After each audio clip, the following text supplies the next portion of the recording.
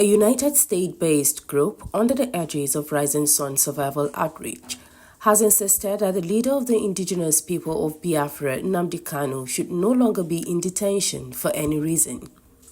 A statement made available to journalists by the officials of the group, Reverend Father Augustine Odimegwa and Mazi Maxwell Dide, said further detention of Kanu is a shameful abuse of justice.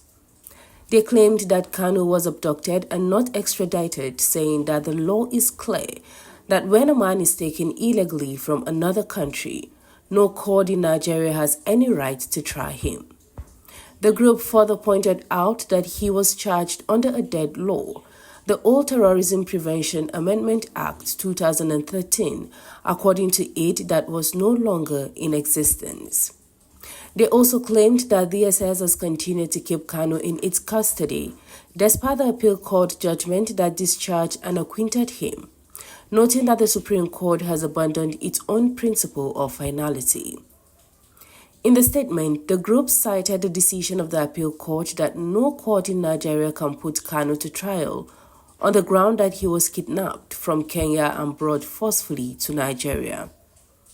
According to the group, the reasons why the law says Kanu must be freed are as follows: 1. Unlawful rendition, no trial.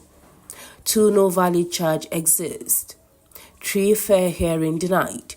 4. Double jeopardy breached. 5. Supreme Court failed its own doctrine. And 6. International law is on his side. They concluded by saying that justice cannot survive where the law is ignored and freedom cannot breathe when truth is buried. Anybody standing in trial or coming to try me is a terrorist. That's what their law says. As simple as that. Not me. As simple as that. Section 2, subsection 3F of Terrorism Prevention and Prohibition Act. That's what it says. Any court considered to try me is committing an act of terrorism. Yes. Very clear. You cannot violate a treaty that Nigeria entered into and then come to try that very person. Is not done anywhere in the world. So you must be aware of that. So that is why there is all these ridiculous delays. That is what Supreme Court said. I did not jump bail. My home was invaded. They came to kill me and I survived. They came to Kenya to kidnap me, brought me back to this country and seeking to try me, which the law says cannot happen.